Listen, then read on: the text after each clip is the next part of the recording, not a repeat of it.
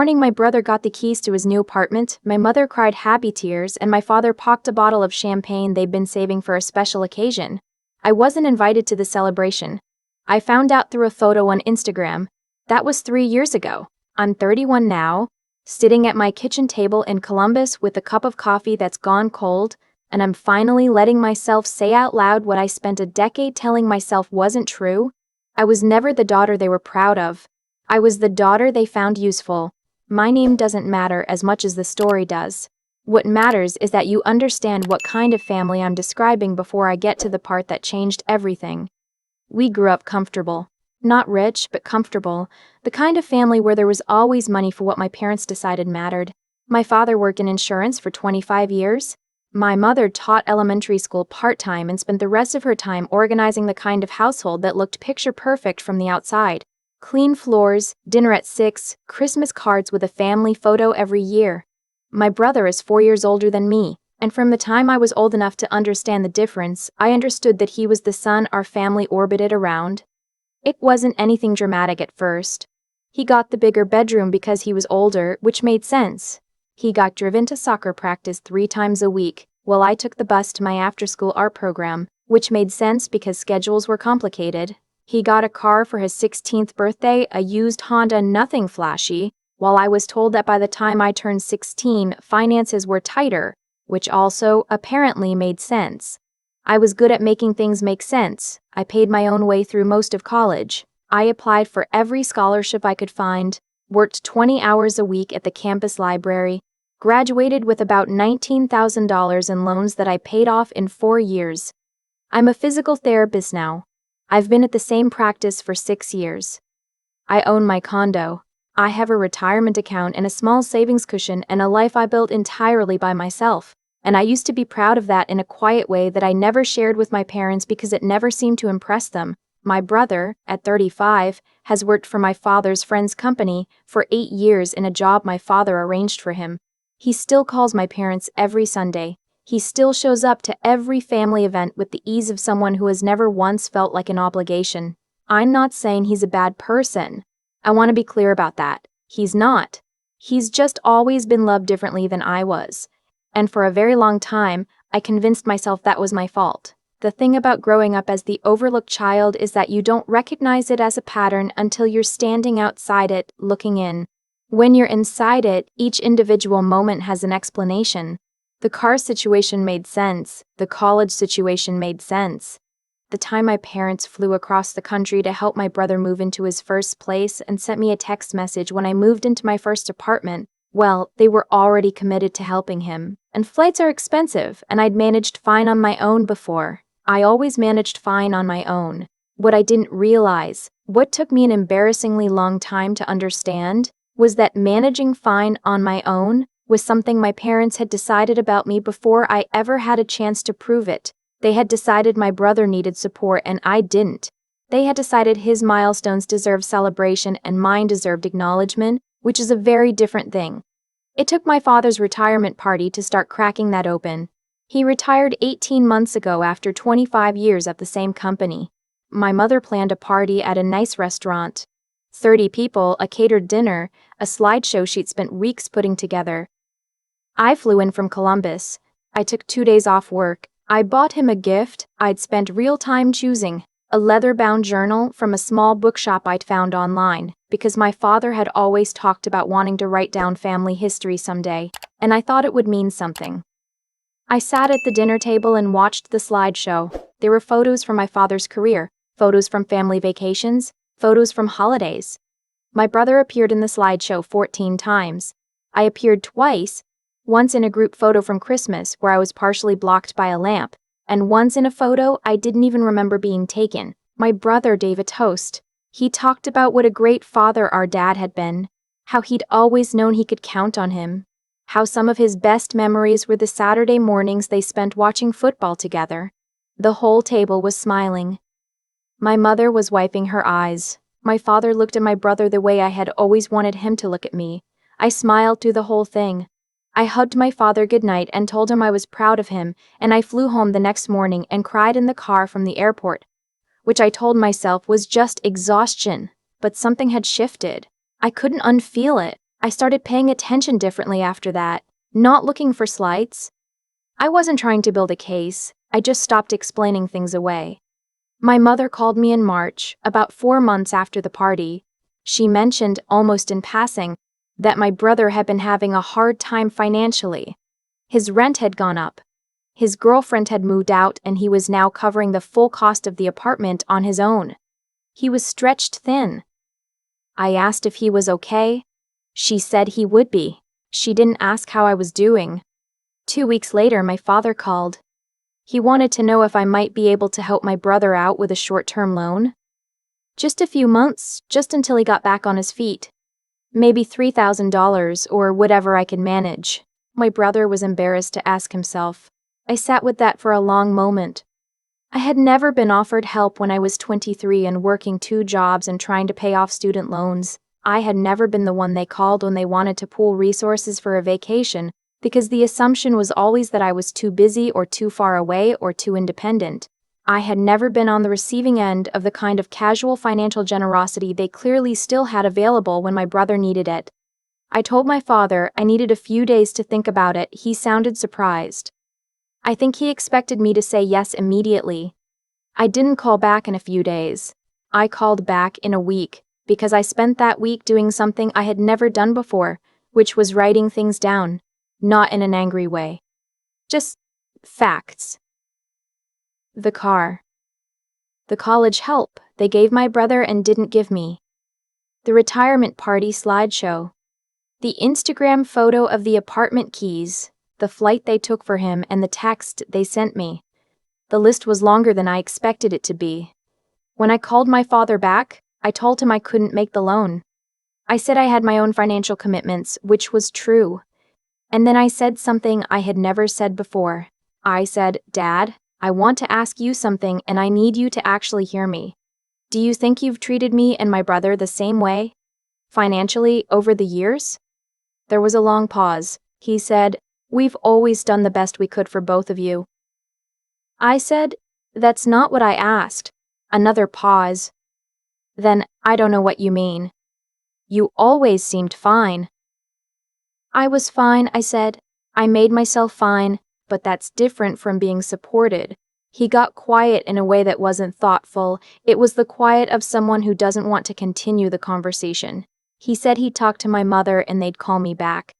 They didn't call me back for 11 days. When my mother finally called, her voice had a particular tone I recognized from childhood, the one that meant she'd been preparing what she was going to say.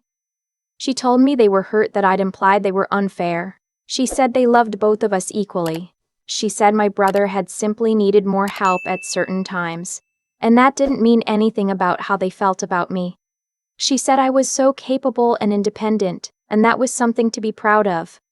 I let her finish. Then I said, "Mom, I know you believe what you're saying, but capability isn't a reason to withhold support. You decided I didn't need help. You never asked." She said, "You never asked either." And that one landed. I won't pretend it didn't. Because she wasn't entirely wrong. I hadn't asked. I had learned very early that asking didn't work, so I had stopped. I had built a life that didn't require asking, and then I had been held up as the example of someone who didn't need anything, and somewhere in that loop, I had gotten lost. I said, "You're right." I stopped asking. "I'd like you to think about why." She didn't have an answer for that.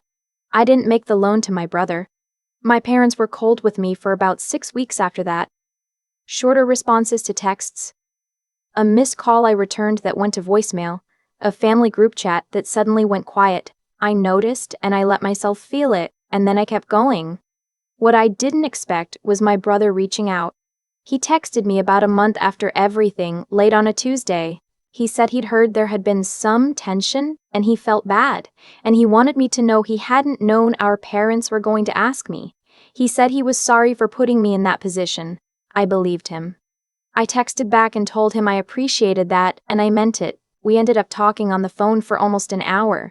It was the most honest conversation I'd ever had with my brother, and it was strange. We'd lived in the same house for 14 years, and I felt like I was meeting him for the first time. He said things like, "They always said you didn't need anything," which confirmed exactly what I had suspected. They had told him that. It had become the story the family told about me. He said, I think I just believed it because it was easier. I said, I know. I believed it too for a long time. I don't know exactly where things stand with my parents now.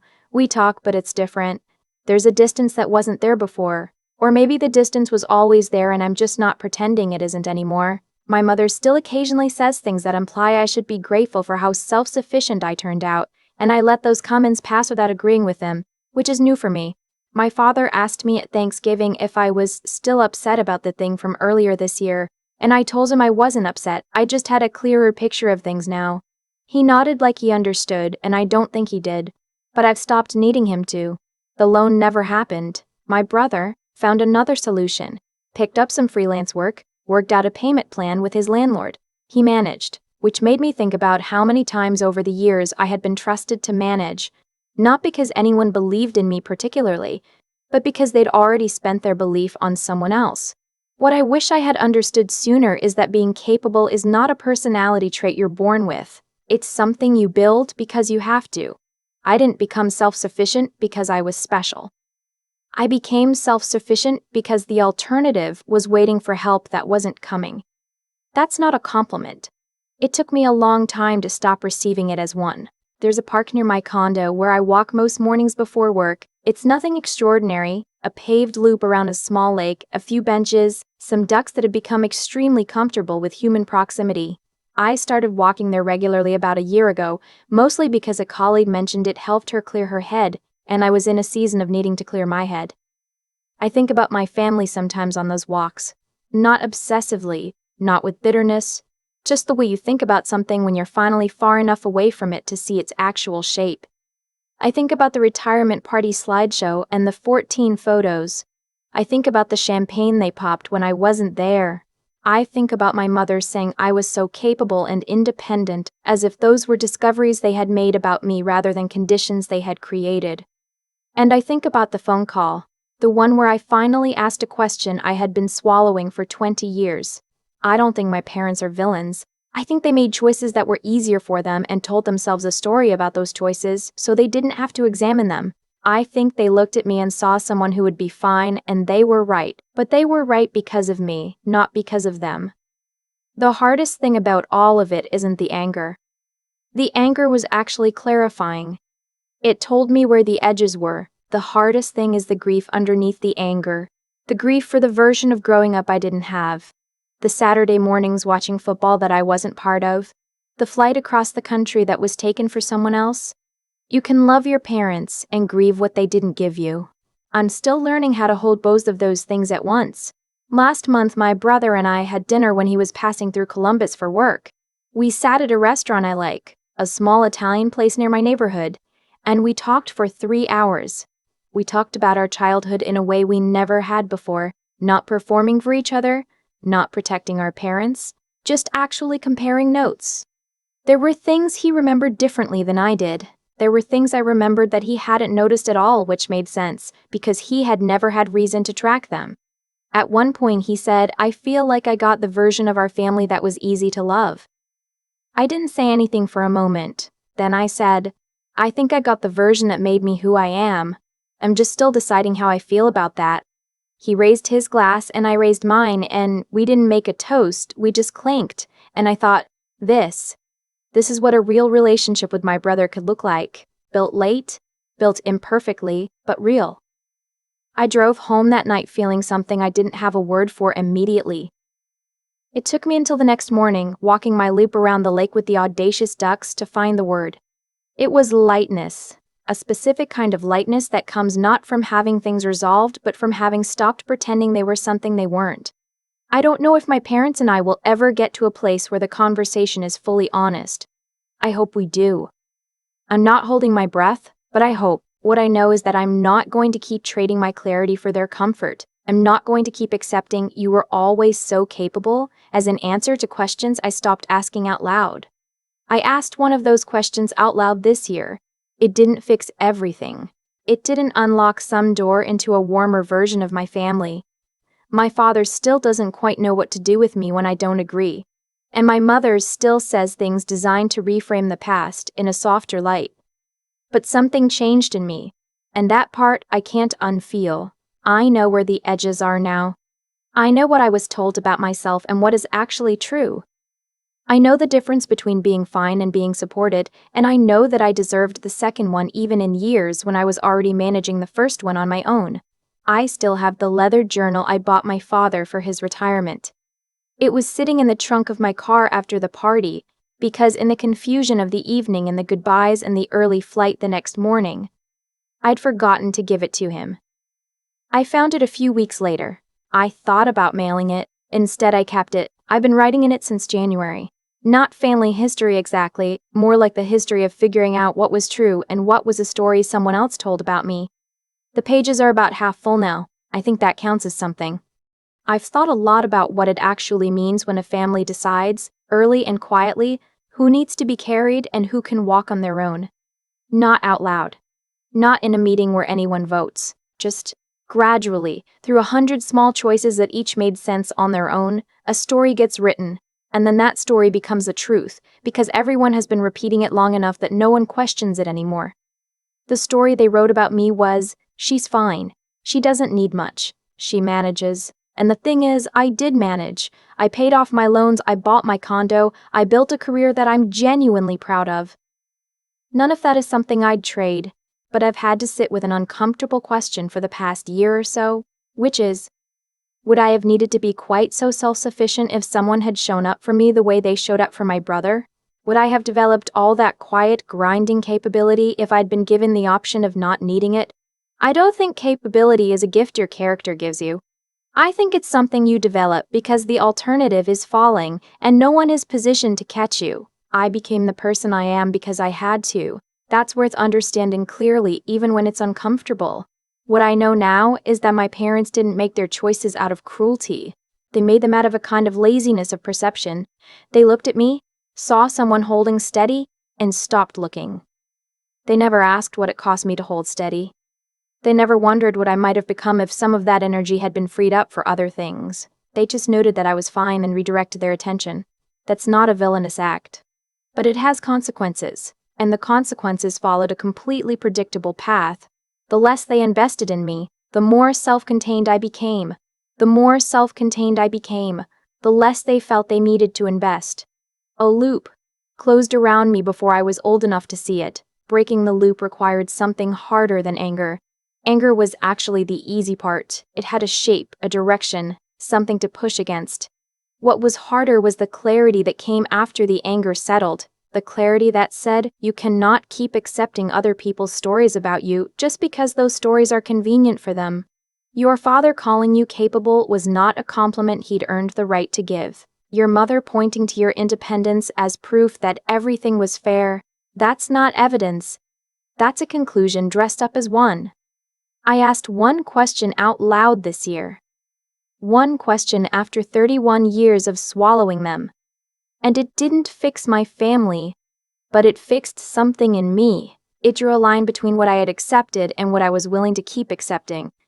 That line is the most important thing I've built, and I built it without anyone's help, which is, honestly, at this point, pretty on brand. The leather journal I kept. I write in it most mornings now, not grievances, just truth as clearly as I can see it. That practice of insisting on seeing things as they actually are, not as it would be easier to believe they are, is the most useful thing I've ever done for myself. What we allow shapes what continues. What we name, we can finally stop carrying unnamed. I'm still learning that. But I'm learning it,